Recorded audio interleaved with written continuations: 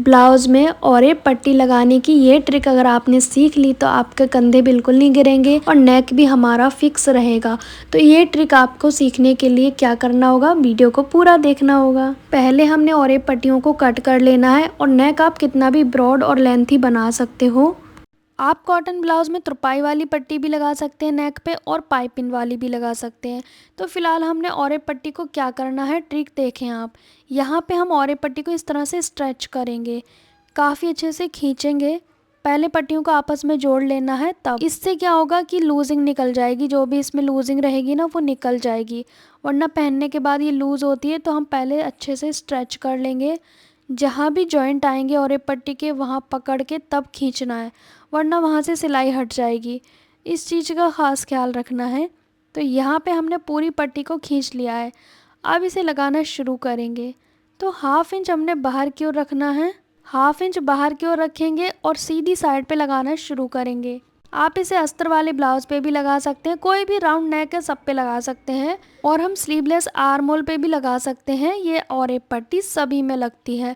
कुछ लोग इसे डबल करके लगाते हैं, पर मैं इसे सिंगल लगाती हूँ। यहाँ पे हमने बहुत ही आराम से पट्टी को लगाना है, खींचना नहीं है, क्योंकि ऑलरेडी हमने इसे खींचा हुआ है, ठीक है। लेकिन जब हम शोल्डर के पास आएंगे ना, जो शोल्डर है, शोल्डर के इस साइड 1 इंच और शोल्डर के दूसरी साइड 1 इंच, इस इतनी जगह में आपको क्या करना है, पट्टी को खींचना है।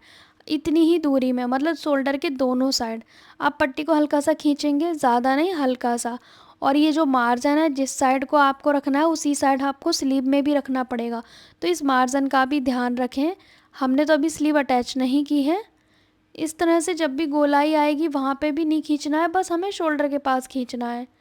अगर आपने पहले इस पट्टी को खींचा नहीं है, इसकी लूजिंग नहीं निकाली है, तो आप डायरेक्ट खींच के इस पट्टी को लगा सकते हैं। पर हमने तो पहले ही इसको खींच लिया है, लूजिंग निकाल दी है। अब इस तरह से पट्टी को रखते जाएंगे, बराबर मार्जिन से दबाएंगे। कई बार कपड़ा कम या ज़्यादा आप लोग दबाते हो तो उससे भी दिक्कत होती है, नेक का शेप ख़राब हो जाता है। और गाइज आप इसे कितने भी चौड़े नेक को बनाओ, चाहे लेंथ को बनाओ, कितना भी डीप कितना भी ब्रॉड, अच्छे से अगर ये पट्टी अटैच हुई है तो आपका ब्लाउज़ बहुत ही अच्छा बनेगा। गाइज यहाँ पे आपको पट्टी को नॉर्मल रखना है। जैसे ही हमारा शोल्डर का जॉइंट आएगा वहाँ पे वापस से वही 1 इंच इस साइड 1 इंच दूसरी साइड। अब इतनी दूरी पे हमने खींचनी है पट्टी को, क्योंकि शोल्डर पे ही प्रॉब्लम आती है ना, यहीं से तो लूज़ होता है नेक, तो यहाँ पे हमें फिक्स करना है, अच्छे से सेट करना है।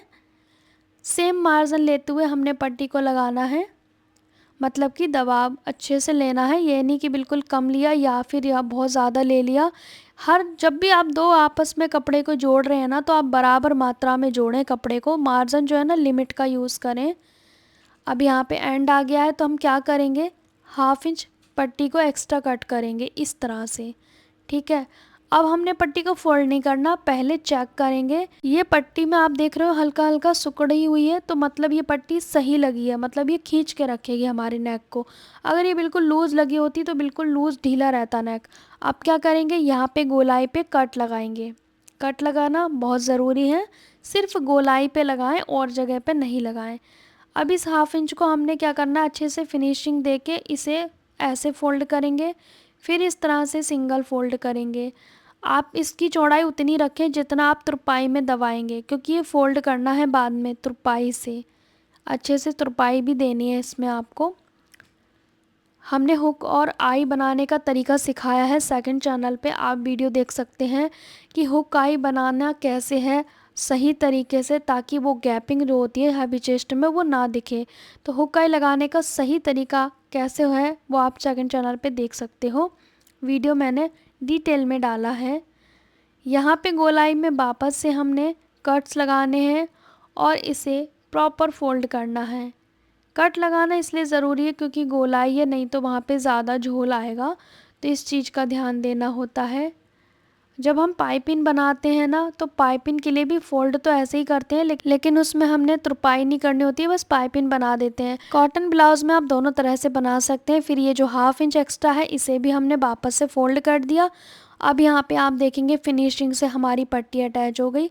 अब ये जो एक्स्ट्रा कपड़ा है इसे कट कर देंगे, इसकी अब कोई ज़रूरत ही नहीं है। सूती ब्लाउज में पाइपिंग कैसे बनाते हैं, गोल और पतली पाइपिंग, वो इस चैनल पे भी मिल जाएगी वीडियो, सेकंड चैनल पे भी मिल जाएगी, तो आप दोनों चैनल में से किसी पे भी देख सकते हैं। पाइपिंग बनाने का आसान तरीका, डोरी पाइपिंग बनाने का आसान तरीका। यहाँ पे मैंने उल्टी साइड इसलिए फोल्ड करके कच्चा किया है क्योंकि मैं तुरपाई बाहर देती हूँ करने को, तो वो अच्छे से कर सकें।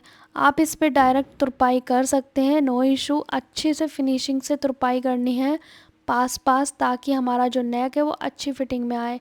यहाँ पे हमने लास्ट में आने से पहले क्या करना है, 1-2 इंच पहले आने से इस तरह से चेक करना है रख के, ताकि हमारे दोनों पार्ट्स इक्वल हो जाएं, कम या ज़्यादा ना रहें।